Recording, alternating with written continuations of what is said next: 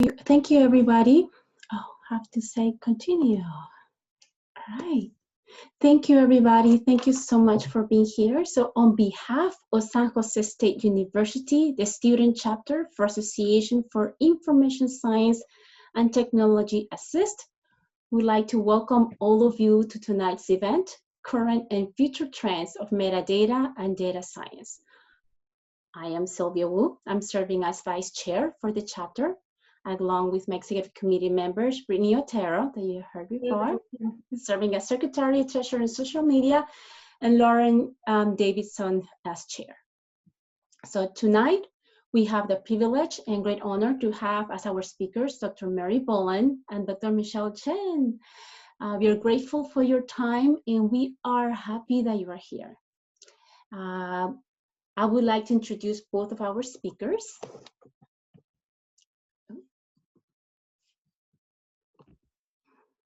Thank you. So Dr. Mary Bolin, before becoming a full-time lecturer in the San Jose State University School of Information, Dr. Bolin spent 17 years as a faculty member in the library at the University of Idaho. She is now an emeritus professor in the university libraries at the University of Nebraska in Lincoln, where she served as chair of the Technical Services Department and as a catalog and metadata librarian, and is Emeritus Fellow of the Center of Digital Research in the Humanities. She completed her PhD in education in 2007. Dr. Bolin is one of the founding editors of the peer-reviewed electronic journal library, Philosophy and Practice. Welcome, Dr. Bolin. Thank you. Thank you very much. Do you want me to say a word or two? Was that what you said earlier? Of course, yes. Okay. I just want to thank Sylvia, Brittany, and Lauren for organizing this. I'm really happy that you invited me to do this. You know, I've been teaching for the School of Information since 2008. I now teach 248, which is beginning cataloging and classification, and 281, the metadata seminar. And I love teaching both of them. I teach lots of students. I saw lots of familiar names in the chat, so I'm very, happy to see everyone here. And I'll just also say that I love that you found that picture of me somewhere.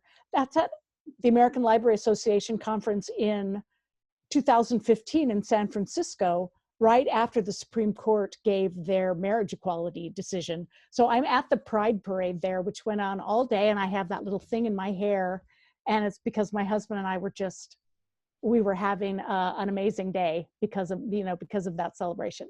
So anyway, I'm really excited to be here. That's great. Thank you. Dr. Michelle Chen.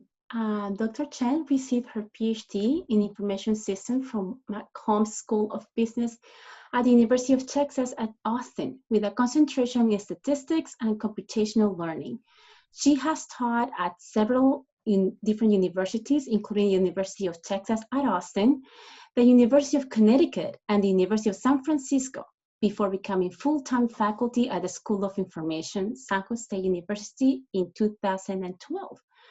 Her research and teaching include data analytics, information visualization, and studying the value of virtual platforms as information and social media and the role of today's network environment on shaping user behavior.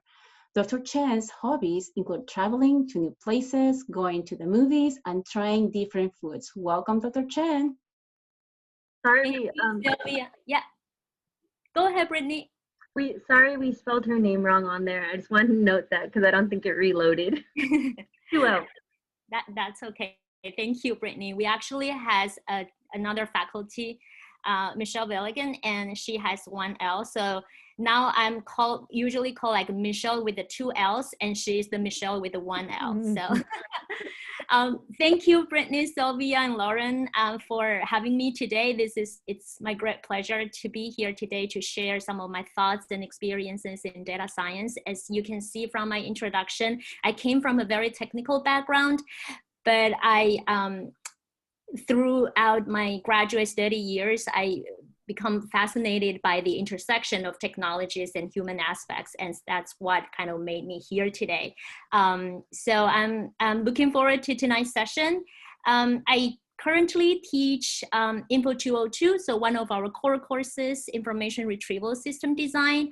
I also taught 2 electives in Info 246. So I teach information visualization in the spring and big data analytics and management in the fall. And I also saw a lot of familiar faces and names in the chat. So it's really good to see everyone here tonight. Thank you. Thank you. Thank you both so much for being here. We're really excited. And before we just launch into the questions, I want to go over some of the guidelines with you all and hope that you guys can respect it. Just for the sake of time management and to preserve on bandwidth, we do ask that all participants please turn off your cameras and mute your mics so hopefully everything can run smoothly. We will begin by asking predetermined questions that we have created for the speakers, but we do encourage you to ask all the questions that you have in mind. So please feel free to go ahead and add those in the chat. We'll have one of our committee members monitoring that chat and collecting those questions, and we will address them at the end. So please feel free, shoot all your questions in the chat, and we'll just get straight to it.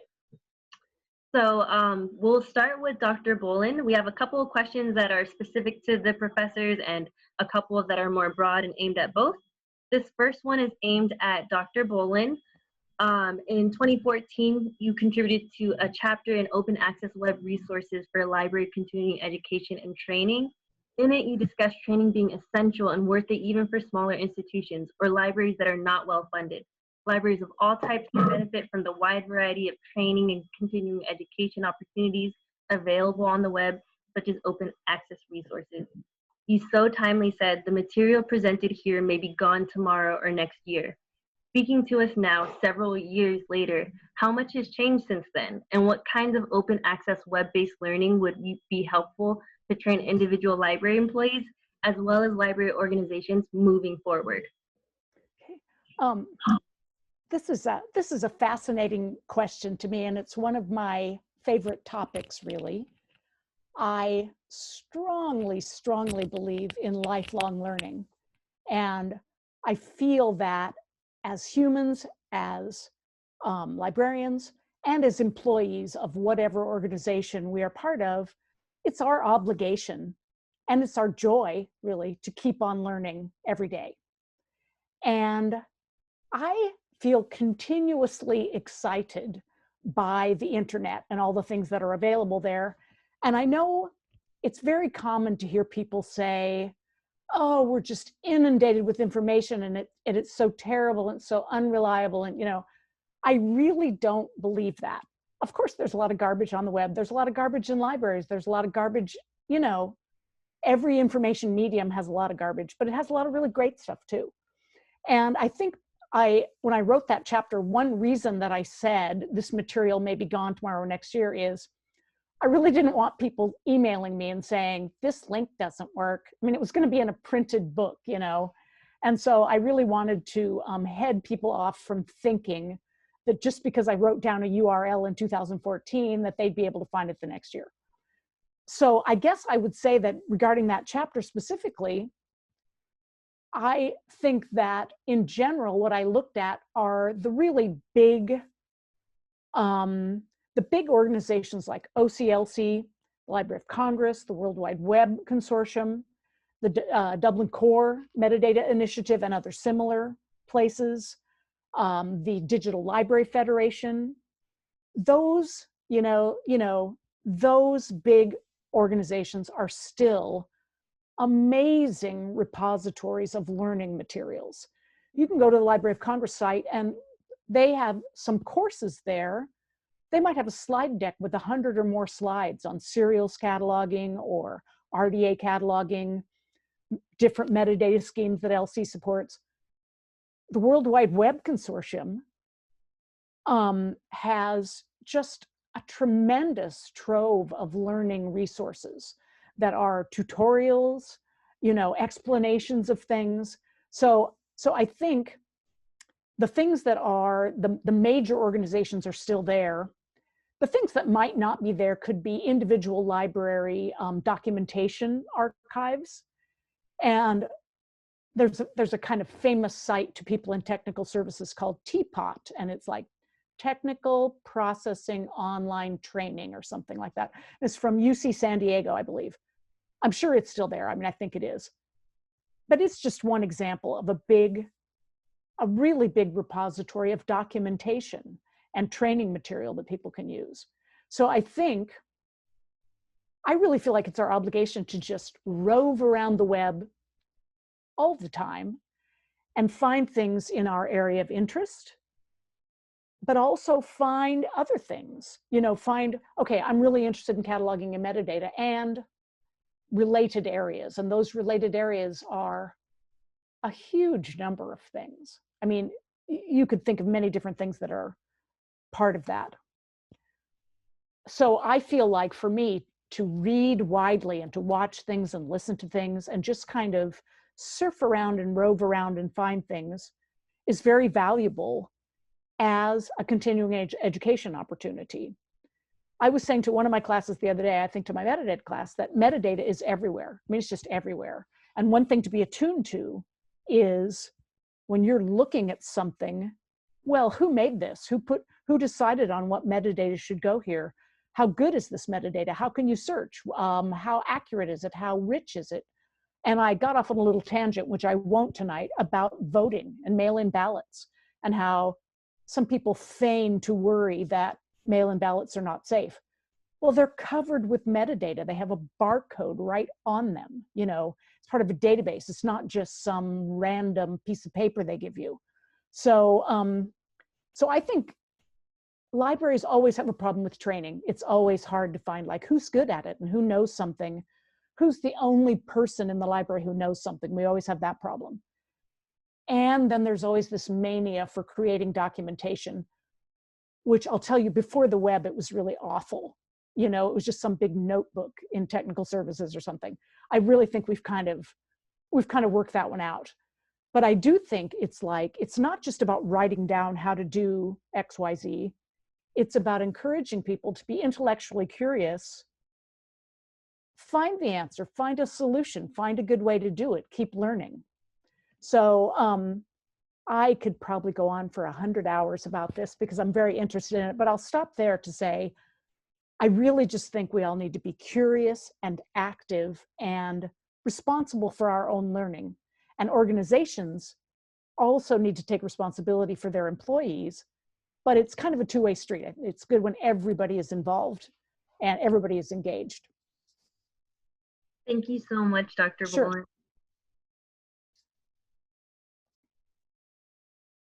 Could you do the next? Thanks, Sylvia. All right, this next question is aimed at Dr. Chen.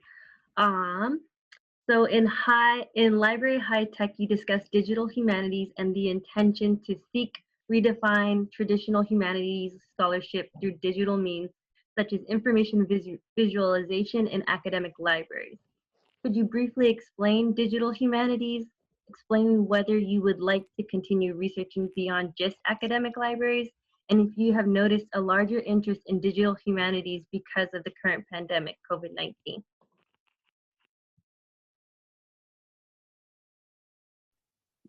Thank you, Brittany, for such an interesting question. And sorry, I probably need to turn off my video as the meeting goes on. I just told Brittany, Sylvia, and Lauren that the whole family is Zooming now, so I don't want to have any lags in my audio. So bear me with that.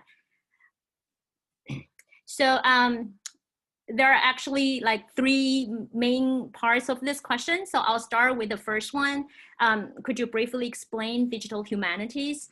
So sure, and I would like to give you a very broad overview of what digital humanities is, in case you're not familiar with this term. So digital humanities is a field at the intersection of digital or computing technologies and the humanities discipline. So it's kind of an emerging way of conducting humanities research or study in general through digital tools and methods, since we all know that the printed word is no longer the main medium for knowledge production and distribution. So we've seen a lot of different formats, audio, video, hypertext. So there are many different types of publications or any like prints that we need to study now through the means of digital tools and methods. So just a little bit about the project that I conducted in this line of research, which was published in the Library High-Tech Journal. So the research adopted a content analysis methodology, which further drew techniques from data mining, natural language processing, and information visualization to analyze 3 main peer-reviewed journals in digital humanities research. And I look at the journals from, the paper was published, or the study was done in 2018, I believe. So, and I look back 5 years. So it was 2013 to 2018. And I also look at 10 online university library research guides in this field. So the whole objective was to investigate how scholars in the digital humanities employed information visualization techniques in their research, and based on that, how academic librarians could prepare themselves to support this emerging trend. So from the research, we found, and we also suggested that to successfully support and contribute to the digital humanities research, academic librarians should be knowledgeable in more than just the actual concepts and tools in information visualization. The content analysis results reflect the importance of recognizing the wide variety of applications that could possibly happen in this line of research and the purposes of information visualization in digital humanities research. So that's kind of the first part. And whether I would like to continue researching beyond just academic libraries, yes, absolutely. And since the humanities research could depend highly on specific culture, right now I'm actually collaborating with a digital humanities researcher in Japan, and we look at how digital humanities research has been done in a different cultural context, or through different mediums and outputs, and especially for different audiences and from a technical perspective. So we also look at data mining, information visualization, and how different researchers in different cultural contexts conduct all those research using different tools, and why they chose to use those tools and what were their purposes of using those tools. So that's kind of going beyond the academic libraries, just to kind of look at from a more cultural perspective. The third part of the question, if I have noticed a larger interest in digital humanities because of COVID, oh yes, I have noticed a large interest and a lot of new discussions about digital humanities because of COVID. And the interest is mainly centered around how people understand, interpret, and perceive the different facts about COVID. And that's what the most discussions were around. So as the digital data evolves every day, and now even by the hour or a minute, public perceptions of the pandemic can vary greatly. So facts about COVID are now even found more frequently on social media, in the news, or in other real-time channels, rather than in like scientific journals, right? So there's one well-known researcher in this area, Dr. Robert West, who leads the data science lab in Switzerland. And he mentioned that on social media platform, we can expect that audiences have the same background or knowledge of all those data and information. So we need to understand why they read these kinds of information and how they perceive and interpret all this information.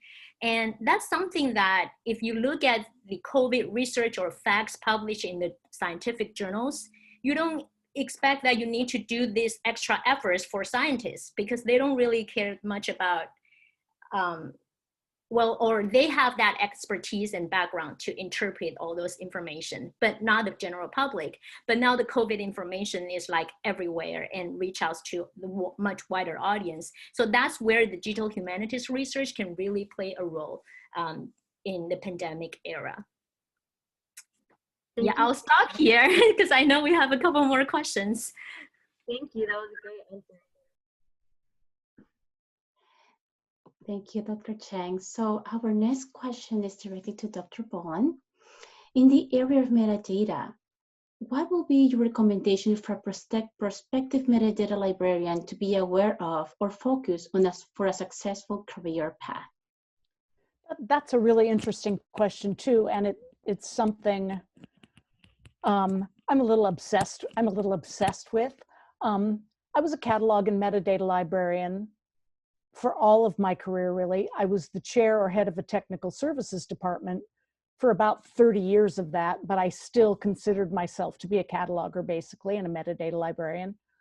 And so I've been involved in this question from many angles, and that includes being a new graduate who was applying for jobs, being a person then who wanted to become a department head and, looking for more responsibility.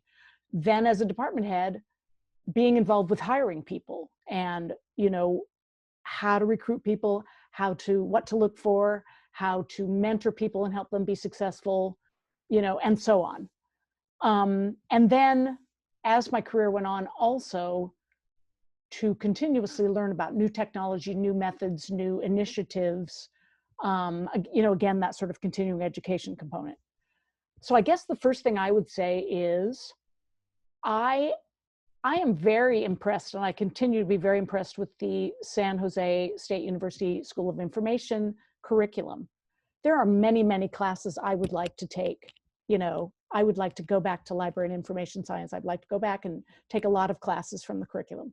So what I say to people who ask me, what should I take to be a catalog or metadata librarian? What I always start with is, you really can't go wrong. Doesn't matter what you pick, you really can't go wrong. And I really strongly believe that. If you look at the information pathways and you look at the courses that are recommended, I really almost would say, take stuff that's available, because all the faculty are good, all the courses are good. Everything you take will lead you someplace that you might not expect. So it's like, don't torture yourself. Take something interesting that you can get into this semester. And I truly mean that. I feel like you can't go wrong. Let serendipity, take you somewhere.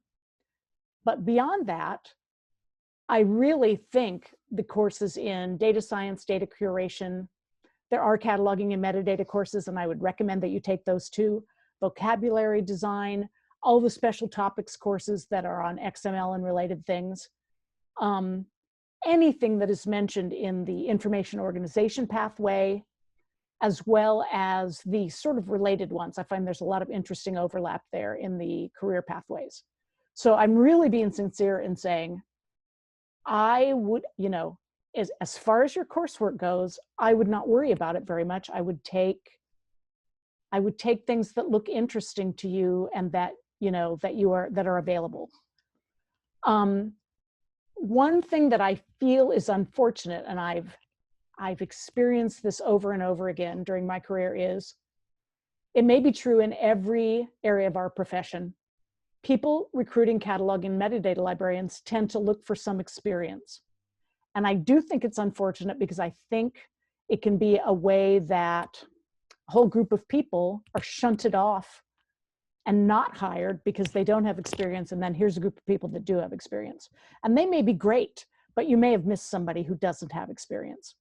So if there is some way that you can have a paid job, an internship, any kind of volunteer project in which you actually create cataloging or metadata information, I think it's very valuable. And I say it reluctantly because I don't think it's as important as some employers think it is. But it is a factor, and I think you'll find that. So if you have experience or you can get experience, that's a really good thing. That could include in creating some kind of volunteer project for yourself at a local archive, at any kind of organization, at a school, at a church, at a university, in which you create a project and carry it out. It's professional service, and it's also a thing you can describe on your resume in a way that emphasizes the experience that you gained from that.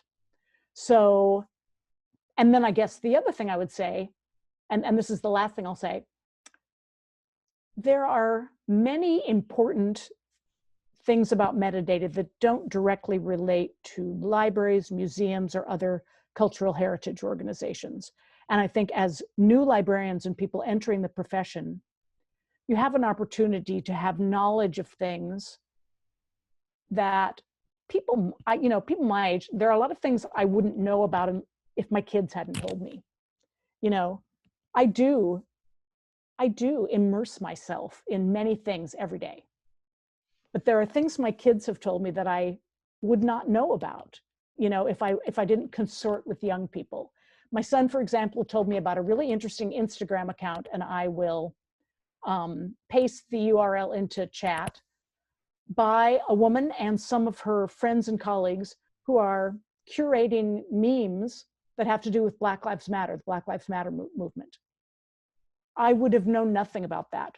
I mean, I certainly follow news about BLM and about the protests and initiatives and all that kind of stuff, and I support that very strongly. But I'm just saying the metadata aspect of that would have escaped me. So I really do encourage you to also be aware of things that, I don't know, older librarians may not consider mainstream, but they certainly are moving into the mainstream, or they really are mainstream now. So I think that's my view on that. Thank you so much, Dr. Yeah. Bolin. Appreciate so much your wisdom. So the next question is for Dr. Chen. So as MLIS students that are interested in the data science field, what will be the best way to adapt to the changing environment and still be sustainable? Thank you, Sylvia. Actually, Dr. Bolin has mentioned a lot of points that I would like to cover, especially about the School of Information offering a wide range of very interesting courses. And I wish I could go back to school and take some of them, and also be really like constantly learning and like learning new knowledge, meeting new people, and getting new information. I do think that's one of the key skills that people need to have nowadays. But in specifically for data science field, I would suggest students who are interested in this field to start out with maybe 1 or 2 technical courses offered in our data science career pathway. If you check the website, you can see some of the courses that are offering specifically for this pathway, such as my course. It's my like commercial advertisement time. So I teach, for example, information visualization in the spring and big data in the fall. Those are 2 courses that are closely related to data science field. But if you're looking for something that is more technical, I would say text and data mining course, or the Linux, Python, and data security networking course are really 2 good ones. So you want to start out with some of these technical courses, kind of to feel the flavor of it, because it could be very different from some of the conventional courses that you take. And no matter what roles you play in data science, it is almost inevitable that it requires some good technical skills. So once you feel that you're comfortable and confident about the level of the technical depth that is required in this field, depending on your personal interest, just like Dr. Bolin said, really need to look at your own personal interest and passion and where it lies. And also depending on the kind of the industry sector that you're interested in working at.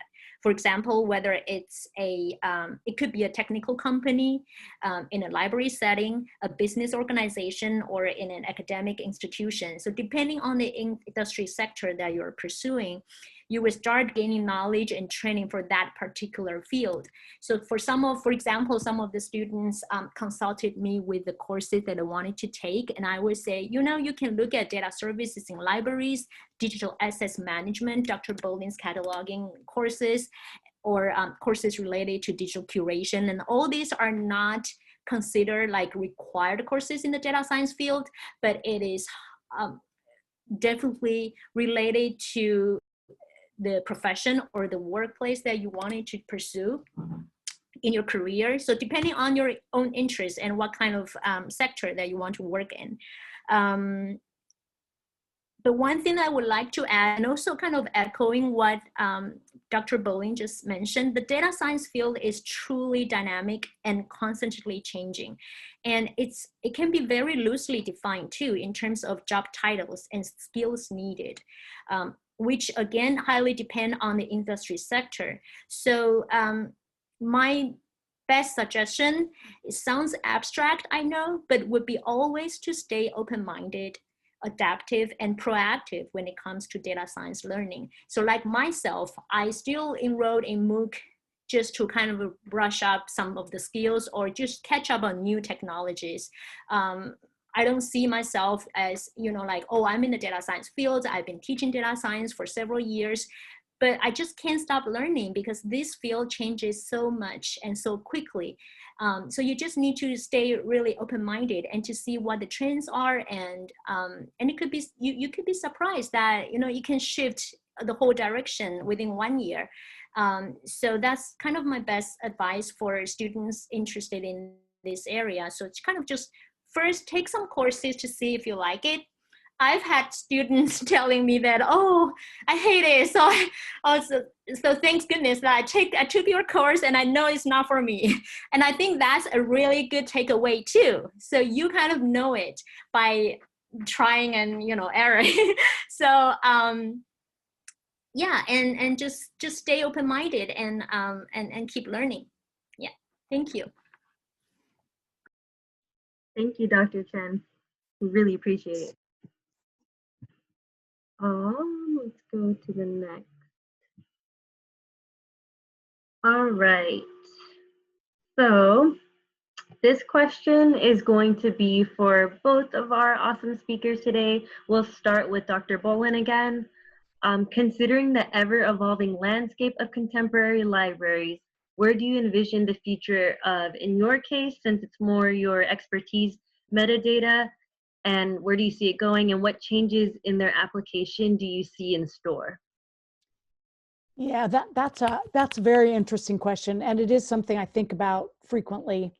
I guess one big thing I see on the horizon, and I wish it would get here, is that in cataloging, MARC format that we've used since the 60s, really, I mean, it was invented in the late 60s, is going to be replaced by BibFrame, which is an initiative driven by the Library of Congress, but of course, people around the world are participating, and it's a global initiative. There are many sort of pilot projects and experimental databases and repositories that are creating data using BibFrame, which is a linked data application. So I see that coming, and I just wish it would get here, because I know MARC format like the back of my hand. I've been using it since I was like 21 years old or something. So I know it really well, and I want to learn this new thing. I want to know how to, I want to move on. I want to move forward. I want to have this new powerful mechanism for creating bibliographic data. And then going along with that, sort of, this is sort of an organizational thing. I do wonder about the future of the place of cataloging and metadata in the organization, because for most things that most libraries acquire or purchase or have access to, there's already bibliographic data for that. You can buy records from the vendor. There's just some sort of cooperative cataloging arrangement so that you don't need as many people to replicate what's already been done. And that's been happening for 40 years. I've seen it happening. So I think, in the last 10 years or so, we started to hear the phrase under-cataloged collections, and that means stuff that's not cataloged. That means special collections and rare material that does need cataloging. It also means images and artifacts and all sorts of things. So I do see a gigantic opportunity to retrain people. There's a huge wave of retirements happening. I retired from my regular library job this summer. A lot of people my age and older, younger than I am, whatever, people are going to be retiring. I see a gigantic opportunity to rethink and remake the whole idea of a metadata operation, because it really is a question now of the unique collections. And, you know, digital humanities has been a pioneer in this area, digital humanities operations, taking collections of artifacts like letters, photographs, other stuff, and giving access to them using different metadata schemes. So I see just a gigantic, you know, new, I don't know, just a beautiful new world of that kind of metadata activity. Thank you, Dr. Bolin. We have the same question, this time directed to Dr. Chen and more in the area of data science, Yes. where we see the future going and changes in their application. Yeah, well, I have seen more and more involvement of libraries in the data science community in recent years, which I personally think is a kind of a natural emergence, given that libraries are hubs of knowledge, and data in the data science world is actually the raw materials of new knowledge. So I envision the future of data science would go from more data-centered toward user or human-centered. So data science started out with the disruptive development of technologies and platforms. For example, millions of real-time data from social media could bring significant insights into a company's decision-making. So that's when people started to think, oh, I need a more scientific way to tackle with the data and to kind of mine or gain the knowledge underlying the data. However, I think for the past few years, we've seen the data science field start to put an equal weight or even more weight on the human aspect. For example, the privacy of data, the credibility of data, the relationship between data, individual, and the whole society. And one field that I personally get very interested in is the data science for social good, meaning that data science with a social impact. So one of the key trends I have seen, and that's also one of the emerging, like really hot topics when I attended the Women in Data Science conference back in just right before the pandemic in March at Stanford. And there was a workshop or a theme. It's called the data science for social good. And so it would be for data scientists to work really closely with governments and nonprofits to take on problems in areas such as education, health, criminal justice, sustainability, public safety, or like economic development. So as you hear that, I could clearly see the role and importance of libraries, librarians, and information professionals in general in this trend. So librarians can play a role in, for example, improving access to big data information. They can offer services supporting research data management. And there's also a very interesting term coined as the new librarian, where librarians are equipped with data science knowledge and to help patrons and researchers in the new era to gain knowledge, not from the conventional surveys or literature review or like prints, but from more like data-driven insights. So that's kind of what I would like to share with you. It's more like data science for the human aspects. And I personally see one of the key trends is to put a really big weight on the social impact. Thank you, Dr. Chen. That was great. Yeah, thank you both. Just to kind of enhance and articulate what Dr.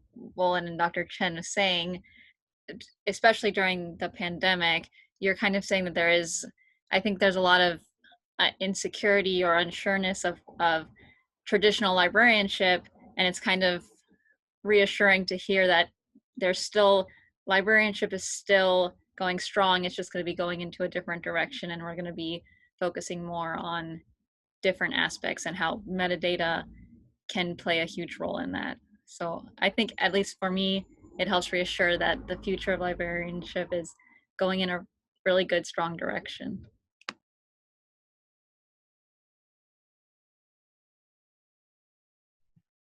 We do have one more question for both of you as well.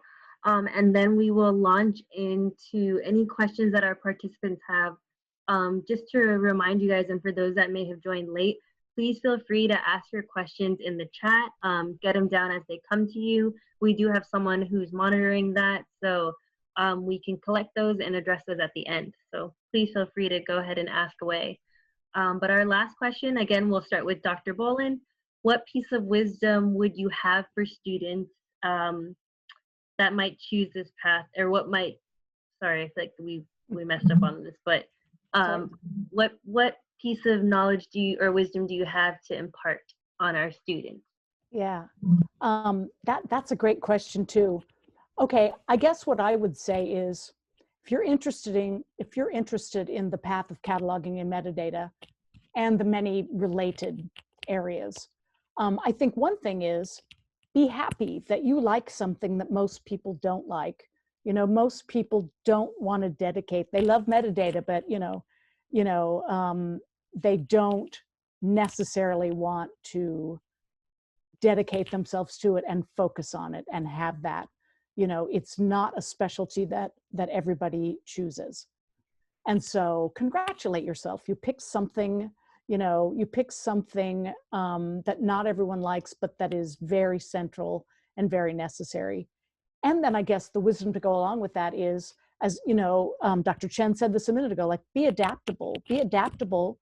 You have to, what I feel about cataloging is, like, yeah, everything has changed about it, but not really. The central focus and the central activity is still the same.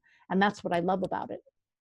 The outward forms may change, the rules may change, the standards may change. Hey, that's great. Changes all the time. So be adaptable. And Dr. Chen said this as well, which is, you have to keep learning. You have to embrace that. You have to keep learning all the time and, enhance your expertise all the time. So I think those two things, those are what I would emphasize. Thank you. Same question for Dr. Chen. Yes, sure. I actually learned this from a senior data scientist at Airbnb, and it has guided me to choose carefully and strategically my career path, or even like research directions. So I would like to kind of tweak a little bit and share it with you. And it's about that we all have skills that we would like to develop and intellectual interests that we would love to pursue. But it's very important to always evaluate how well our aspirations align with our true passion, and especially the environment that we're in. So like I said, I have former students coming to me asking, like, oh, I think I'm interested in data science field, but I'm not so sure whether this is for me. Or, I would like to apply for this and that, but I don't have the skills. What can I do? We all have that aspirations of the career or the skills, or or personal intellectual interest or personal fulfillment that we want to pursue. But I think it always makes sure that it aligns with your true passion, because I think that's really what it takes you a long way, and what makes you enjoy what you're doing and do it well. And also to look at the environment that we're in, and that includes your family, your support, your time, your even, like, I'm being very practical here, but even your financial situation. So that's all the factors that we should consider when we are choosing the path of career or just knowledge in general. Thank you. Thank you so much. Those are great words of wisdom. We appreciate it.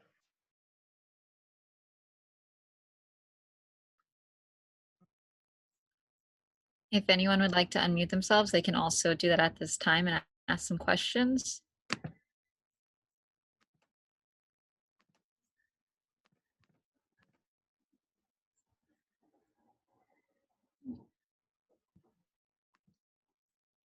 Feel free to also add in the chat if you aren't comfortable, or maybe it's a little spotty unmuting. We can go ahead and pose those to our speakers.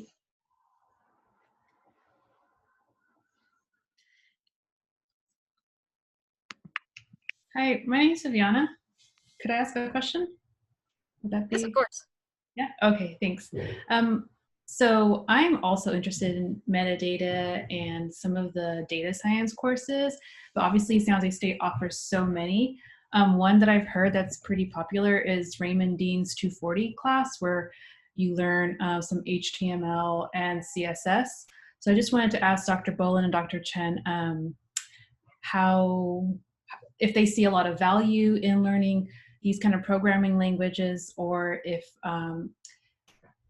yeah, just learning programming languages, how do they see that in the librarian role?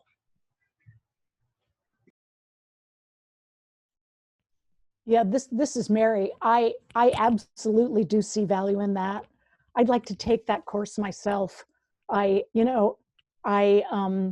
think being able to code in any language, I don't know, it's like learning a spoken language. I think any language other than your native language that you learn it's good in some way. It's good for your brain, it's good for you in some way. And I feel the same about programming language. I don't think a specific one, I don't think a specific one is something that everyone must take, but it's my opinion that any skill or knowledge you have like that will absolutely come in handy in a million different ways. I agree with Dr. Bolin. I think it really depends on your interest and what kind of projects or product that you are interested in pursuing. So HTML and CSS may be really good for people who are interested in like front-end engineering or front-end development, like working on web pages.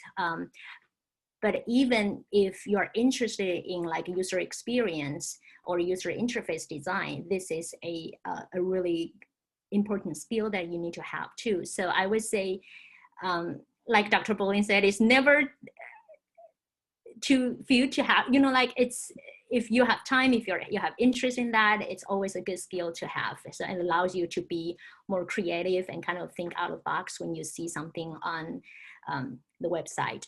I do see do you mind if I jump in, Brittany? I do see a question about R versus Python. And and I would like to, just quickly answer that question.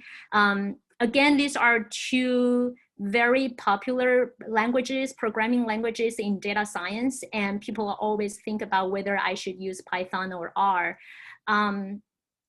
You really can't go wrong either way. Both Python and R are among the most popular languages for data analysis. But Python, I would say, is often more for being a general purpose language with a very easy to understand syntax, while R's functionality was developed more from the statistical perspective, so with the statisticians in mind. So it gives more like field specific or domain specific advantages, such as some great features for data visualization, for example. So I hope that kind of give you an idea of Python versus R. Some other factors that can make you decide which to choose is to look at which language do your colleagues use, or does your company or organization require, and what kind of problems do you want to solve, and what tasks do you need to accomplish. So again, Python, we will see it more like a general purpose. It can be applied to really like a wide range of products and projects, while R's functionality is more statistical based. And also, what are the costs of learning a language? I think for these two, they're open source, so it's not like SPSS that you need to invest a lot. Well, even for SPSS, the SJSU students have free access to it. But I think the cost is not even like the monetary cost, but also the time that you can spend, or the course that you can find, the time that it takes to finish that course, all this that you may want to consider. And also you want to look at your field, and that kind of relates to what your colleagues are using. So what are the commonly used tools in your field? And that really impacts your like job searching when you are on the market. So whether you can kind of market yourself with the tools that are widely needed and acknowledged in the community.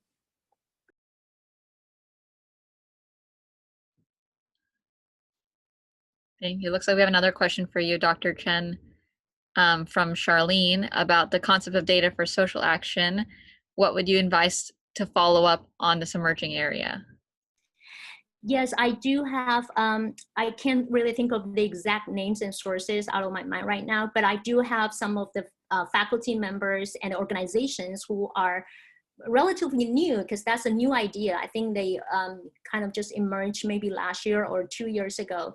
And if you don't mind, you can send me an email. I can follow up with you with all this information, like some of the organizations doing this, some of the research workshops are doing this line of research too, and some of the key people in this area.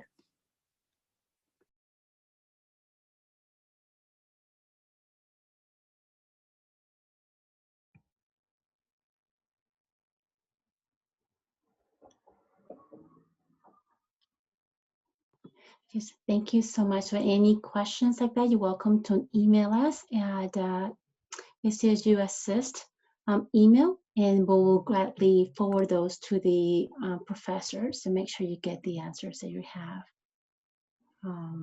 Thank you.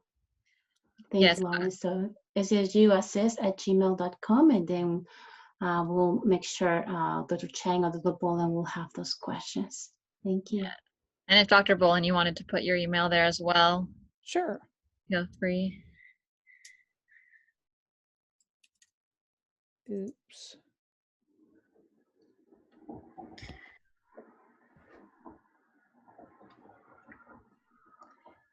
Anyone else have any comments or questions?